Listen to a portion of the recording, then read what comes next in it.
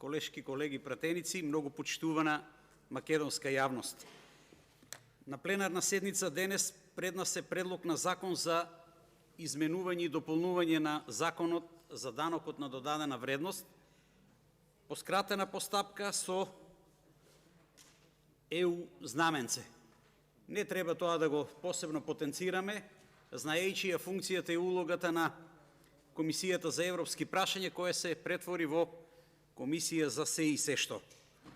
Данокот на додадена вредност е општ потрошувачки данок. Тој е најпопуларен. Малтене не постои човек кој што не знае за него, се пресметува и плаќа во сите фази на производството, трговијата и секако во целокупниот услужен сектор. Кај нас, во Република Македонија, стандардната или општата стапка е 18%, а редуцираната или повластена стапка е 5 и 10%. Она што постојано се зборува, даночна реформа треба да означува преобразба на целокупното општество, да се овозможи преку една позитивна даночна реформа развој на севкупното општество во сите негови сфери: економски, земјоделие, индустрија, култура, спорт, здравство. Со еден збор, таа даночна реформа треба да овозможи на граѓаните на Република Македонија подобар животен стандард. Кај нас се случи обратното: 250.000 лица, односно 249.771 лице во Република Македонија е регистрирано како лице кое живее на праг на сиромаштија.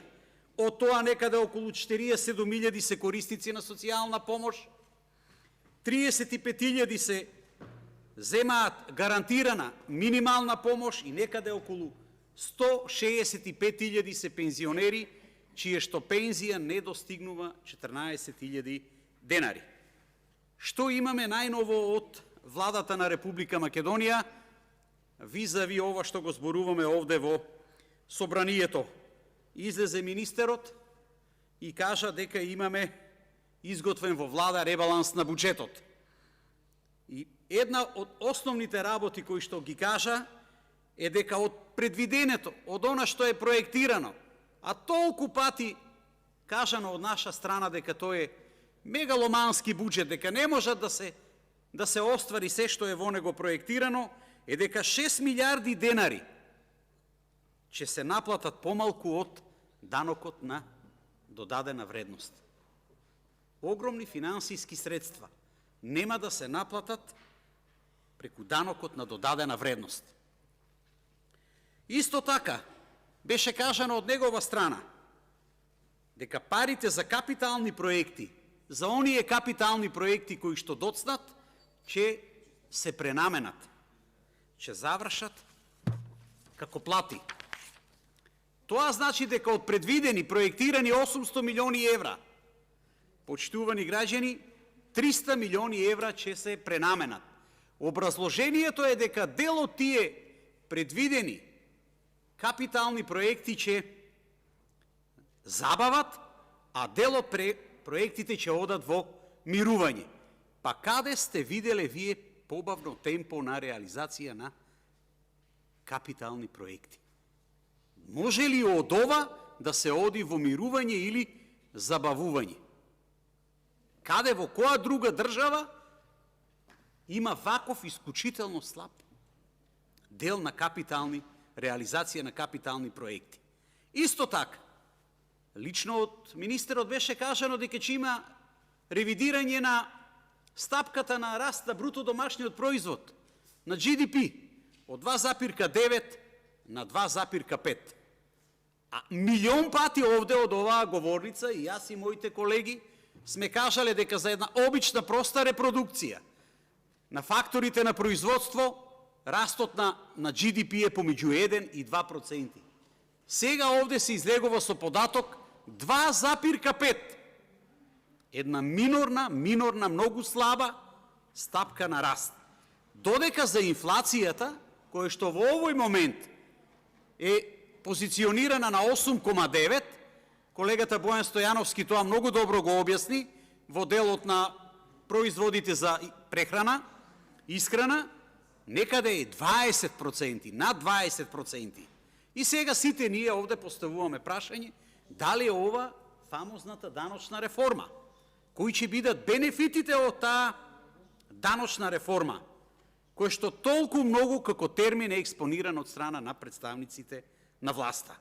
Даноците, почитувани, представуваат јавен приход кој што мора да служат за задоволување на државните потреби, но никаде не стои дека треба да се задоволат приватните потреби, потреби на една мала клика на луѓе, блиски до власта. Околу сивата економија во контекст на сето ова за 2022 година, а исто и во 2023, изнесува 33,2% од бруто домашниот производ. Една третина, каде што државата нема контрола, каде што богатењето оди во джеповите само на неколку така наречени бизнисмени. Што тоа значи во секојдневниот живот на секој македонски граѓанин? Перманентно, постојано зголемување на цените. Беше овде спомната цифра од 4000 прехранбени продукти. Само јас лично во неколку наврати имам кажано дека на месечно ниво помеѓу 950 и 1000 производи од прехранбената, односно земјоделската сфера се зголемуваат. Дали македонските граѓани можат тоа да го издржат? Секако дека не. И тоа е реалноста. 4000 производи кои што, доколку се донесе ова, ќе подлежат на ново покачување на цената. Владата со така наречената даночна реформа планира да си обезбеди дополнителни стотици милиони евра, некаде околу 140 милиони евра, и сето ова во услови кога потрошувачката кошничка е приближно 50.000 денари. Не мора човек да е ниту најпаметен, ниту брилијантен во математика или во економија, доволно е да излезе и тоа што можел да го купи, да го пазарува со 2000 денари, сега малку му се 4 до 5000 денари. И тоа секој најобичниот граѓанин во Република Македонија го знае и го чувствува секој ден. Се поставува прашањето што ќе се наполни со оваа даночна реформа. Овде колегите дадоа одговор дека ќе се полни празната буџетска каса. Јас таа празна буџетска каса ја дефинирам како попатна станица, затоа што тоа полнење, после тие средства ќе се префрлат кај поедини лица кои што едва и чекаат да ги наполнат своите семејни буџети. Тоа се лица кои што се блиски до власта. И еден ден, кога до крај ќе биде осиромашен македонскиот граѓанин, кога фактички ќе нема што да се земе, оваа влада е спремна да се префрли на европските пари. И тоа веќе го прави, и затоа во моментот течат истраги за проневера на европски пари. За сето ова, за сите овие опомени, за сето она што нема слух владата и што работи на штета на македонските граѓани, еден ден ќе има одговорност. Ви благодарам. Има збор Јадранка Поцкова.